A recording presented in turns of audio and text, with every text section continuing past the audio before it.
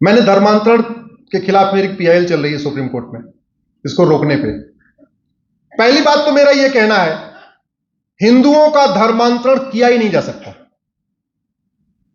किसी विदेशी पंथ में।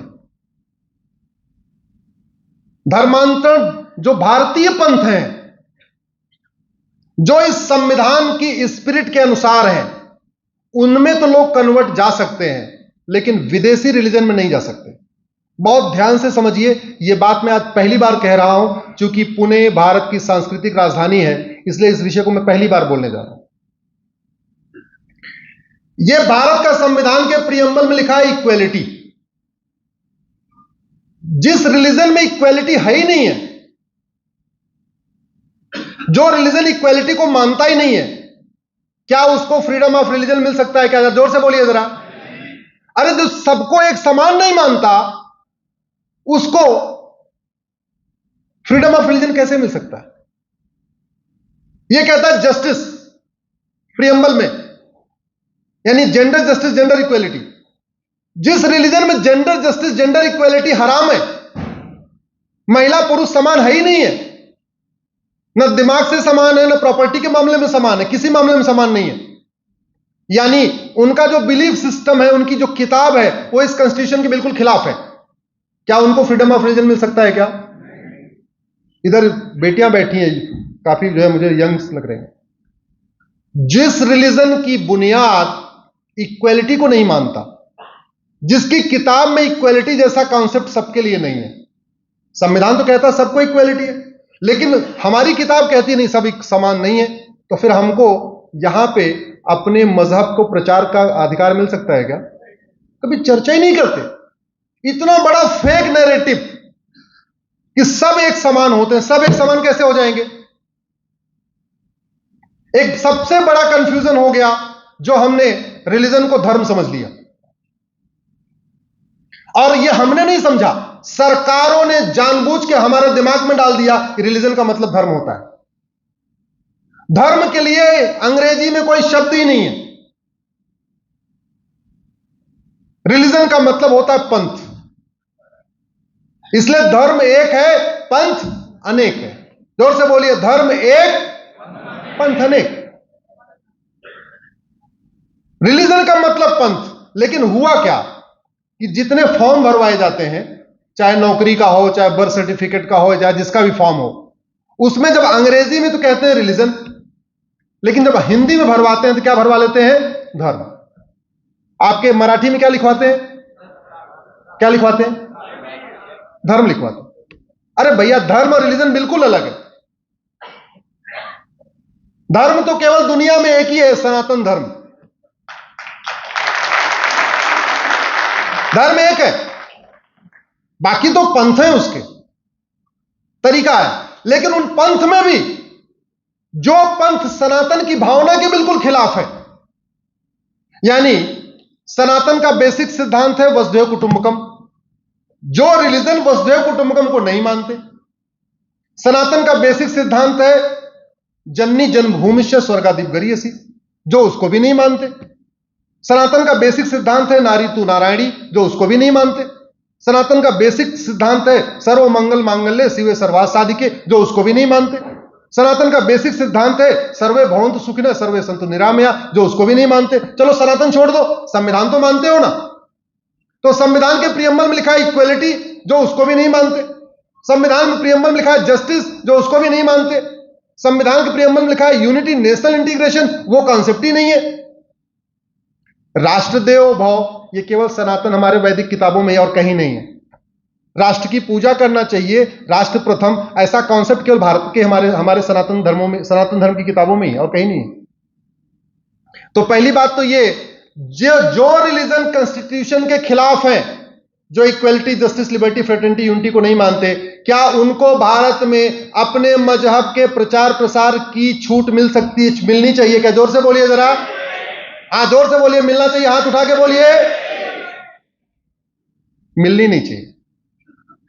इसलिए मैं कह रहा हूं, भारत में घर वापसी तो हो सकती है, लेकिन विदेशी रिलीजन में कन्वर्जन नहीं हो सकता।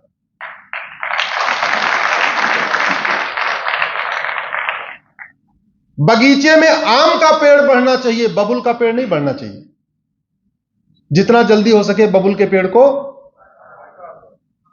और यह भी ध्यान रखिए, आम के पेड़ और बबुल के पेड़ एक साथ कभी सरवाइव नहीं कर सकते। अगर आपके पास कोई फार्म हो या घर के आसपास जमीन हो तो एक आम का पेड़ एक बबुल का पेड़ लगा के देख लीजिएगा, 2 से 3 साल के अंदर आम का पेड़ सूख जाएगा और बबुल का पेड़ अपने आप बड़ा हो जाएगा। यह नेचुरल सिद्धांत है, नेचर का सिद्धांत है। आम और बबुल सरवाइव नहीं कर सकते। अगर किसी बगीचे में बबुल, आम के बगीचे में बबुल का पेड़ आ रहा है तो बबुल के पेड़ को उखाड़ के फेंकना है किसकी ड्यूटी है? माली की। जिस माली को इसी काम के लिए वेतन भत्ता गाड़ी बंगला मिलता है,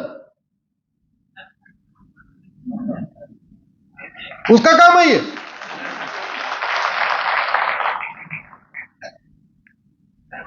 धर्मांतरण राष्ट्र की सुरक्षा के लिए खतरा है, आप मानते हैं? और राष्ट्र की सुरक्षा के लिए जो खतरा है उससे निपटने के लिए एक कानून है जिसको कहते हैं नेशनल सिक्योरिटी एक्ट।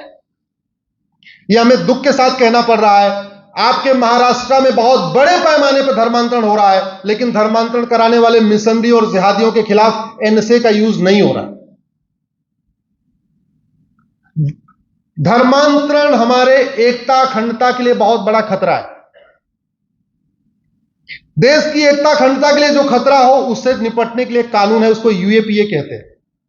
लेकिन दुख इस बात का है, आपके महाराष्ट्र में, हो सकता कोई किया हो मुझे नहीं पता, लेकिन मैंने गूगल करके देखा, किसी भी धर्मांतरण कराने वाले मिशनरी और जिहादी के खिलाफ यूएपीए लगाए नहीं गए। धर्मांतरण एक वेजिंग वॉर है, आप इसको समझिए। धर्मांतरण को आप सामान्य घटना मत समझिए, और धर्मांतरण कुछ संगठनों के माध्यम से रोका भी नहीं जा सकता। संगठनों की क्षमता होती है, 100 लोगों का धर्मांतरण हो गया, 5 लोगों की घर वापसी करा लिया, फायदा क्या हुआ? 95 तो फिर भी हो गए ना। धर्मांतरण वेजिंग वॉर है, यह भारत के खिलाफ एक अप्रत्यक्ष युद्ध है। मुगलों ने केवल सत्ता हथियाई थी धर्मांतरण कराने के लिए। लूटा उटा अलग बात है जो कुछ किया, लेकिन अल्टीमेटली भारत की डेमोग्राफी बदला उन्होंने सत्ता के दम पे।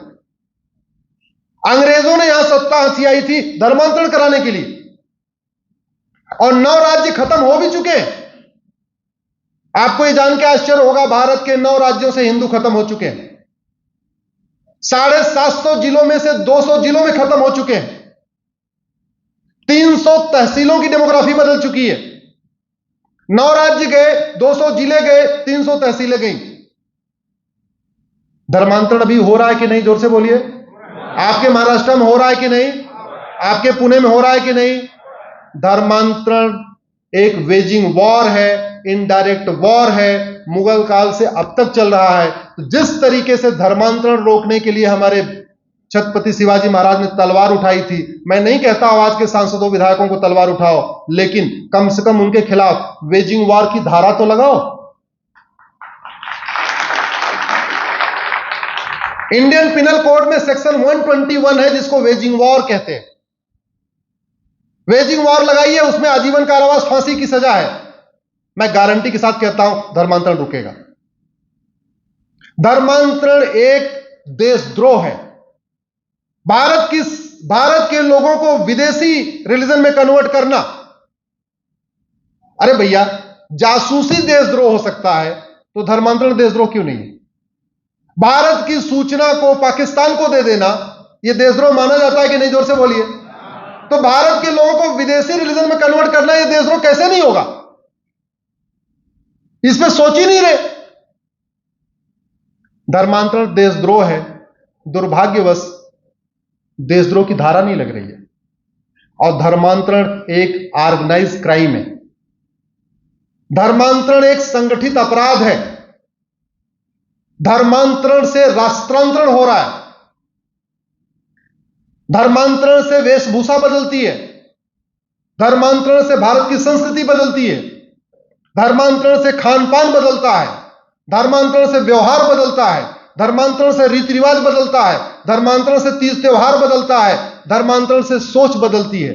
धर्मांतरण से वसुधैव कुटुंबकम की भावना खत्म होती है। धर्मांतरण से यत्र नारंती पूज्यते रमनते तत्र देवता की भावना खत्म होती है।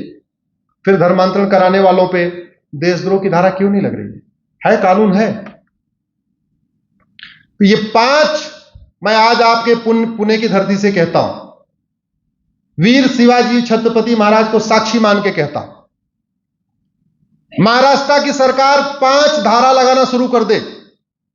धर्मांतरण कराने वाले मिशनरियों और जिहादियों पे नेशनल सिक्योरिटी एक्ट लगाना शुरू कर दे। धर्मांतरण कराने वाले मिशनरियों और जिहादियों पे यूएपीए लगाना शुरू कर दे। धर्मांतरण कराने वालों पे वेजिंग वॉर लगाना शुरू कर दे। धर्मांतरण कराने वालों पे सेडिशन लगाना शुरू कर दे।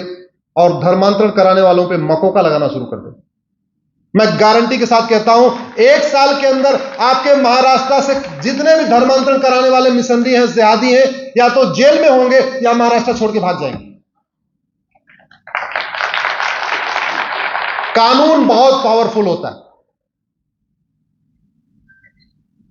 कानून की ताकत तलवार की ताकत से ज्यादा मजबूत होती है। लेकिन जैसे तलवार काम करती है, ऐसे कानून को लगाना तो पड़ेगा। एक दूसरी समस्या आपके जो महाराष्ट्र में चल रही है, जिसके कारण महाराष्ट्र के सभी जिलों की डेमोग्राफी बदल रही है, वो है अवैध घुसपैठ। आपने कभी सुना कोई आदमी अमेरिका में ऐसे घुस गया? सुना आपने? सिंगापुर में कोई घुस गया? इजराइल में अगर घुस जाए तो?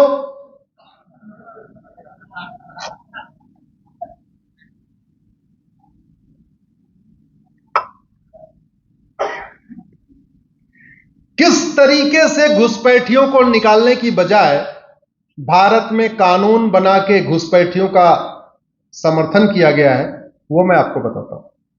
बोलिए भारत माता की। काफी बोर हो गए, थोड़ा काम करिए, स्ट्रेचिंग कर लीजिए। मैं देख रहा हूं काफी देर जो है, ऐसा है आज की डेट में सिटिंग पावर, लिसनिंग पावर कम हो गई है। थोड़ा सा गर्दन तक घुमा लीजिए। भारत माता की जय। भारत माता की जय। वंदे मातरम। बस वंदे मातरम। जय श्री राम। जय श्री राम। 10 मिनट, जय श्री राम। जय श्री राम। 10 मिनट में अपनी बात खत्म कर रहा हूं। एक विषय और लेके अपनी बात खत्म करता हूं। मैंने 2017 में पीआईएल फाइल किया कि भारत में 5 करोड़ घुसपैठी आ चुके हैं। अब लगभग वो 5.5 करोड़ हो गए। 5.5 करोड़ का मतलब 2 ऑस्ट्रेलिया। 2 ऑस्ट्रेलिया के बराबर भारत में बांग्लादेशी रोहिंग्या रहते हैं। 5.5 करोड़ का मतलब कनाडा का सवाई। कनाडा 4 करोड़ है, यहां 5.5 करोड़, यानी लगभग 1.25 गुना कनाडा का भारत में घुसपैठिए रहते हैं। और कैसे आते हैं? बॉर्डर पे 2000 रुपए देते हैं, अंदर आते हैं। कॉमन सर्विस सेंटर वाले को 2000 रुपए देते हैं, आधार बनवाते हैं। फिर किसी दलाल को पकड़ते हैं, 2000 रुपए देते हैं, राशन कार्ड बनवा लेते हैं। फिर किसी दलाल को 2000 रुपए पकड़ देते हैं, बर्थ सर्टिफिकेट बनवा लेते हैं। फिर किसी दलाल को पकड़ते हैं, 3000 रुपए देते हैं, ड्राइविंग लाइसेंस बनवा लेते हैं। और फिर तब तक इलेक्शन आ जाता है, किसी वोटजीवी नेता को पकड़ते हैं, वो उनका वोटर आईडी बनवा देता है। कहता बस वोट हमें दे देना, तुम्हारे पास डॉक्यूमेंट है ही है। वो जानता भी रहता है ये बांग्लादेशी है, बोले वोट दे देना, वोटर आईडी बनवा देंगे।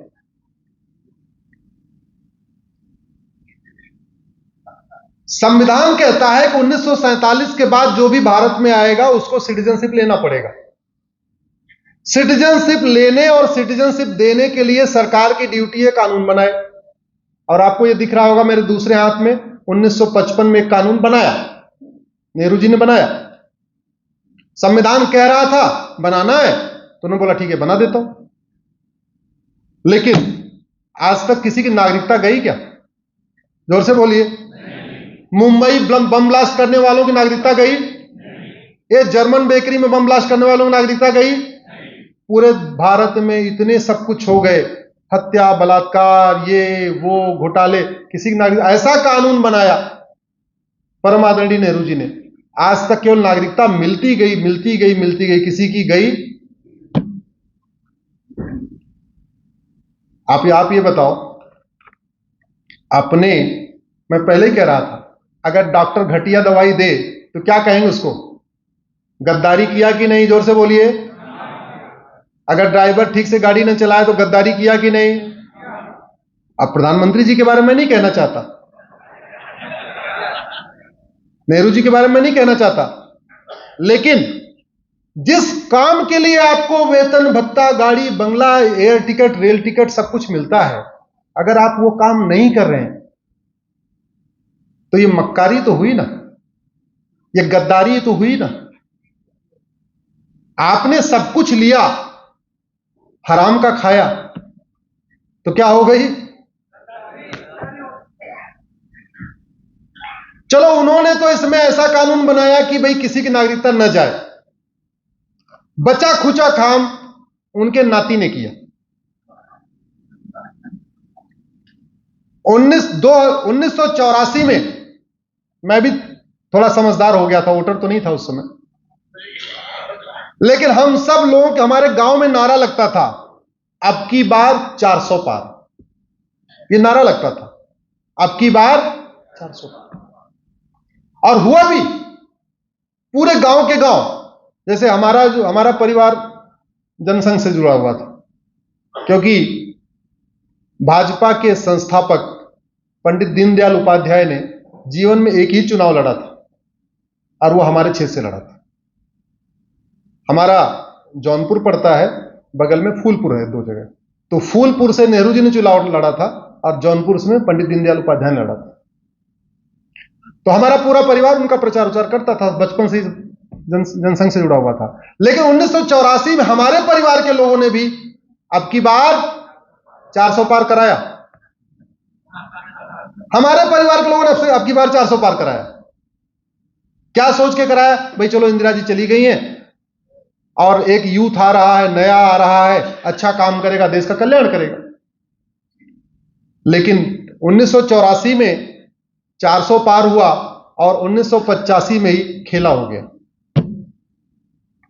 राजीव गांधी ने एक बहुत बड़ा पाप किया, इस कानून को बदला 1955 वाले को, इसमें एक धारा जोड़ दिया 6 से, और 6 से यह कहती है धारा कि असम में जो नागरिकता की कट ऑफ डेट है 1971 होगी, न कि 1947 होगी।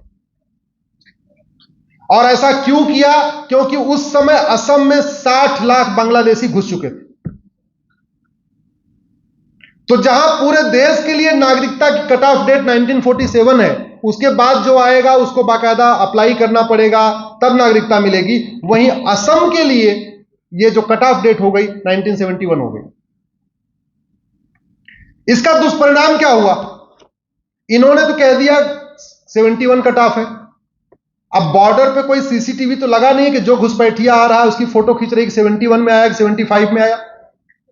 वो जो 75 में आया, 80 में आया, 90 में आया, 2000 में आया, वो भी कह रहा है जी हम असम में 71 के पहले ही आ गए थे। तो अब वो हो गए 1.5 करोड़। पहले कितने थे? 60 लाख। अब हो गए 1.5 करोड़। असम की जनसंख्या टोटल है 6 करोड़। 6 करोड़ का 1.5 करोड़, यानी 25% वहां बांग्लादेशी रहते हैं। और वो कह रहे हैं हम 71 के पहले आ गए थे। सरकार भी कुछ नहीं कर सकती, पुलिस भी कुछ नहीं कर सकती, क्योंकि कानून उसको प्रोटेक्ट कर रहा है। और यह समस्या केवल असम की नहीं है, यह समस्या पूरे देश की हो गई है। अब पुणे में कोई घुसपैठिया पकड़ा जाता है, कहता है जी हम असम में 71 के पहले ही आ गए थे, पुणे में हम बाद में आ गए।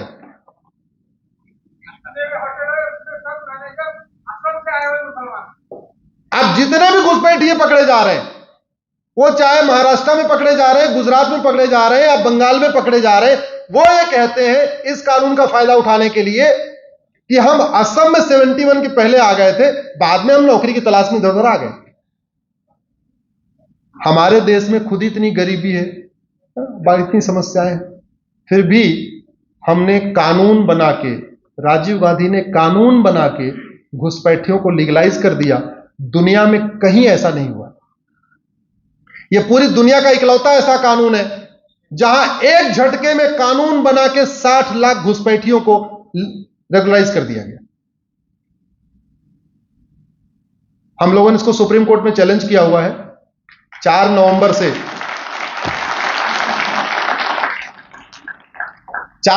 से 5 जजों की बेंच इस पर सुनवाई करेगी। सुप्रीम कोर्ट क्या फैसला लेगा वो तो सुप्रीम कोर्ट जाने, लेकिन हमारा यह मानना है अगर यह सेक्शन 6 से नहीं निकाला गया तो घुसपैठियों को पकड़ना मुश्किल ही नहीं नामुमकिन हो जाएगा। अगर हमने नहीं निकाला और अगर हमने घुसपैठियों को बाहर नहीं किया, आने वाले टाइम में हम बहुत बड़ी समस्या में फंसने वाले हैं। अभी 6 महीने पहले वर्ल्ड कप फुटबॉल चल रहा था, फ्रांस ने मोरक्को को हरा दिया। मोरक्को से आए हुए शरणार्थियों ने पूरे फ्रांस को जलाया।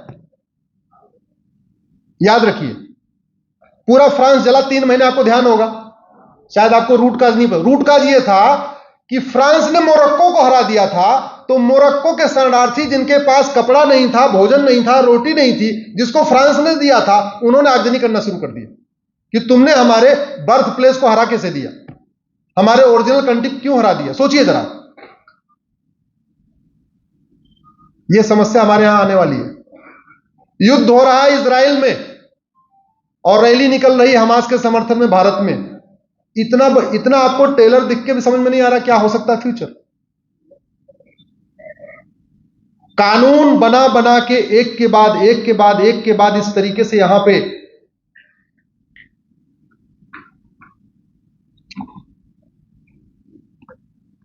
राजीव गांधी के बाद प्रधानमंत्री बने नरसिम्हा राव जी। आज मैं आपसे कुछ कानूनों की बात करूंगा। एक्चुअली मेरा नवरात्र 9 दिन व्रत चल रहा है और इसमें मैं केवल जल लेता हूं, ज्यादा कुछ खाता पीता नहीं, तो इसलिए केवल आज आपसे कानून की बात करूंगा।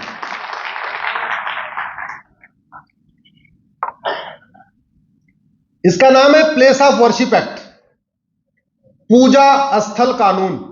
नाम कितना बढ़िया है, पूजा स्थल कानून। ऐसे लग रहा है पूजा स्थल के रखरखाव के लिए बनाया गया। यह कानून यह कहता है कि जितने भी यहां पे मुगलों के टाइम में मठ मंदिर तोड़े गए, आप उसको रिस्टोर नहीं कर सकते, आप वापस लेने की मांग नहीं कर सकते। इसमें लिखा है केवल अयोध्या का मामला कोर्ट के जरिए हल होगा, बाकी काशी, मथुरा, भद्रकाली, अटाला, भोजशाला और भी पूरे देश भर में जितने भी हैं, इनके मैटर कोर्ट में जाएंगे नहीं। और तो छोड़िए, 1991 का यह कानून कहता है अगर कोई मैटर कोर्ट में भी चला गया है तो जज उसको सुनेगा नहीं। यह कानून बना के हिंदू, जैन, बौद्ध और सिख के लिए कोर्ट का दरवाजा ही बंद कर दिया गया। यह कानून बना के हमारा जो राइट टू रिलीजन है, फ्रीडम ऑफ रिलीजन है, जो हमें धार्मिक स्वतंत्रता है, उसको छीन लिया गया। यह कानून बना के मुगलों के इल्लीगल काम को लीगलाइज कर दिया गया। आप जरा सोचिए, संविधान कहता है हम एक सोवरेन राष्ट्र बनाएंगे। प्रियम्बल में पहला शब्द आया सोवरेन। सोवरेन का मतलब संप्रभु। संप्रभु का मतलब ना गुलामी का नाम होगा, ना गुलामी की निशानी होगी, ना गुलामी की परंपरा होगी, ना गुलामी का रीति रिवाज होगा, कुछ भी गुलामी का नहीं होगा। हम दोबारा भारत को रिस्टोर करेंगे। भारत को रिस्टोर करने का मतलब मठ मंदिर भी रिस्टोर होने चाहिए। अगर मुगल काल में तोड़े गए मठ मंदिर आज भी वहां पर अवैध कब्जा चल रहा है, तो क्या आपको धार्मिक स्वतंत्रता मिल गई क्या? जोर से बोलिए जरा। अरे उस समय भी कब्जा था, आज भी कब्जा है। और मैं अपने आप से पूछता हूं, जितने भी मठ मंदिर तोड़े गए, हमारे पूर्वजों ने उसके लिए बलिदान किया। ऐसे नहीं खुशी खुशी बोला कि तोड़ दो। अरे लड़े, उनसे विरोध किया, मारे गए। जब मारे गए तो फिर मंदिर तोड़ा गया। भारत में ऐसा कोई भी मंदिर नहीं है जिसमें 100, 500, 1000 लोगों की हत्या नहीं हुई है। पहले लोगों ने विरोध किया, टकराए, हां हार गए, मारे गए, उसके बाद कब्जा हो गया, मंदिर टूट गया। अगर आज हम स्वतंत्र हैं, तो हमें संतान के नाते इतना कर्तव्य नहीं है कि जिसके लिए हमारे पूर्वजों ने अपना बलिदान किया, उन मठ मंदिरों को हम रिस्टोर कर सके? बोलिए, हमें करना चाहिए कि नहीं? लेकिन संसद में कानून बना के यह कह दिया गया, नहीं आप नहीं कर सकते। इस कानून के कारण काशी का मामला पेंडिंग, इस कानून के कारण मथुरा का मामला पेंडिंग, इसके कारण भोजशाला का मामला पेंडिंग है, भद्रकाली का मामला पेंडिंग है, अटाला का मामला पेंडिंग है, ऐसे बहुत सारे हैं। इस कानून को हमने सुप्रीम कोर्ट में चैलेंज किया है, सुप्रीम कोर्ट में सुनवाई हो रही है। पहले 2 जजों की बेंच ने सुनवाई किया था, अभी 3 जजों की बेंच सुनवाई कर रही है। लेकिन हमारा यह कहना है, मठ मंदिर हमारे संस्कृति के केंद्र हैं, और संस्कृति के ही नहीं, स्पिरिचुअल सेंटर है। मठ मंदिर हमारे शक्ति केंद्र है, मठ मंदिर हमारे साधना के केंद्र है, मठ मंदिर हमारे ध्यान केंद्र है, मठ मंदिर हमारे कम्युनिकेशन के सेंटर है। और यह सरकार की ड्यूटी है कि मुगल काल में और ब्रिटिश काल में जिन मठ मंदिरों को तोड़ा गया, जिन मठ मंदिरों को पे कुछ छेड़छाड़ हुई है, उनको रिस्टोर करके दोबारा बनवाना यह सरकार की ड्यूटी है। लेकिन वो काम करने की बजाय उल्टा कर दिया, कानून बना के बोला कि आप इसको वापस ही नहीं ले सकते। नरसिम्हा राव के बाद Manmohan Singh ji, right to education act, एक बार आप गूगल करना,